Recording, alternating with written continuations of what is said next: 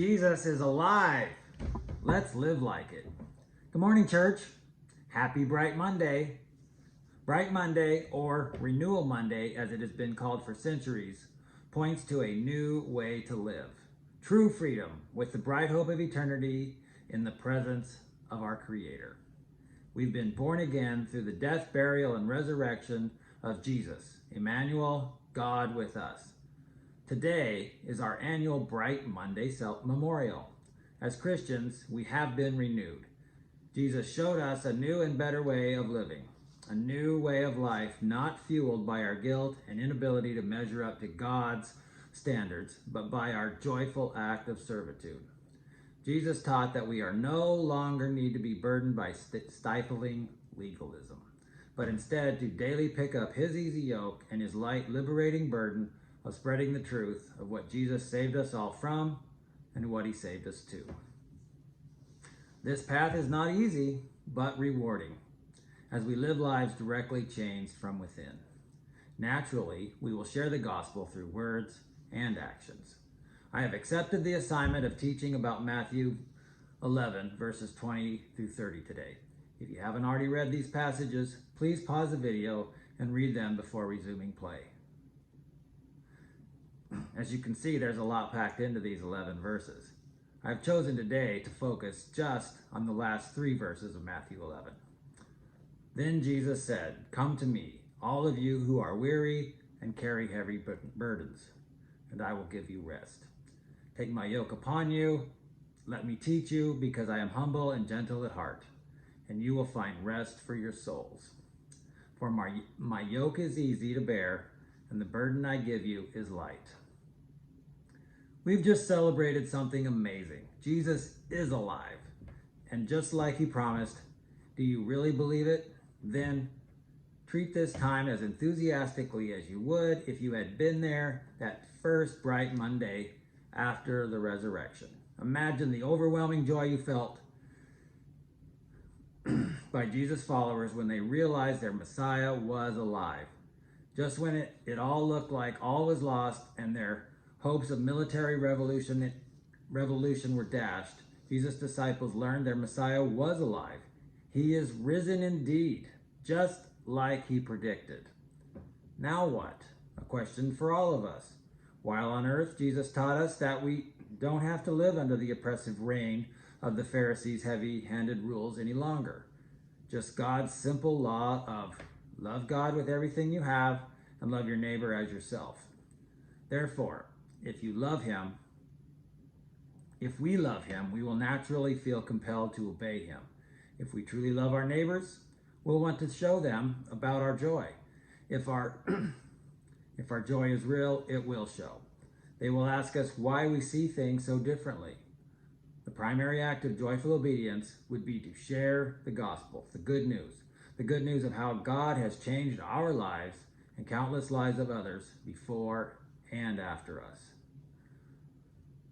What kind of king would say, "I am humble"?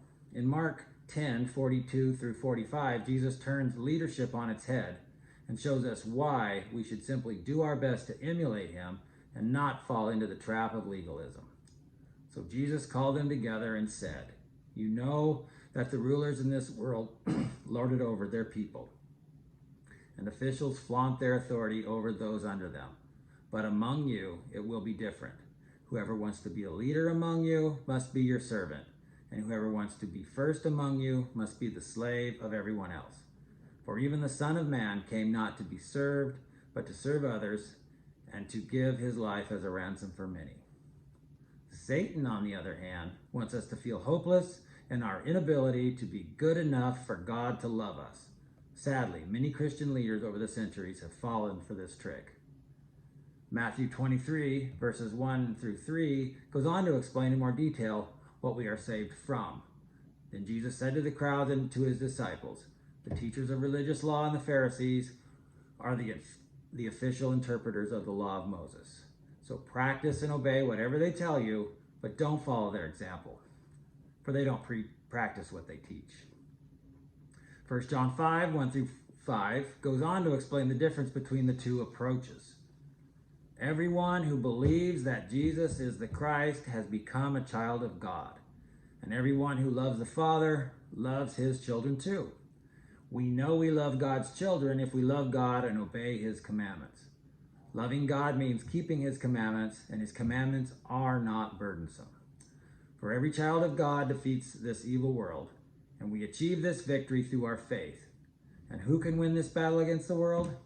Only those who believe that Jesus is the Son of God.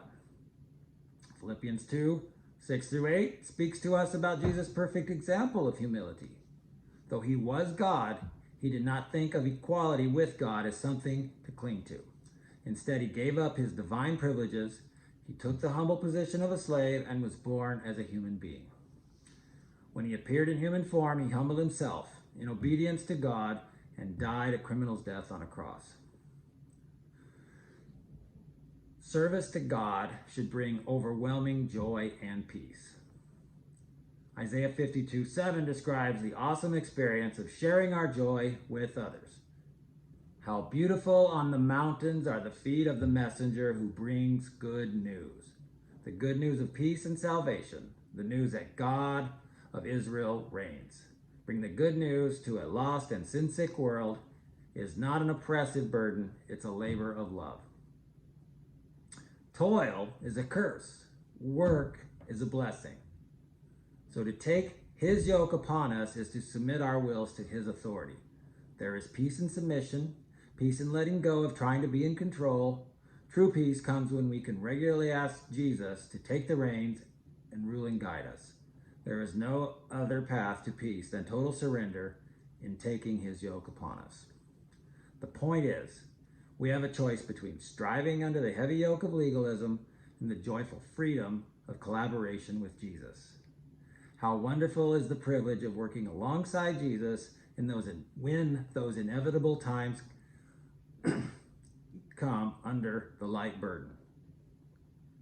Lamentations 3:22 through 23 says, "Because of the Lord's great love, we are not consumed, for his compassions never fail.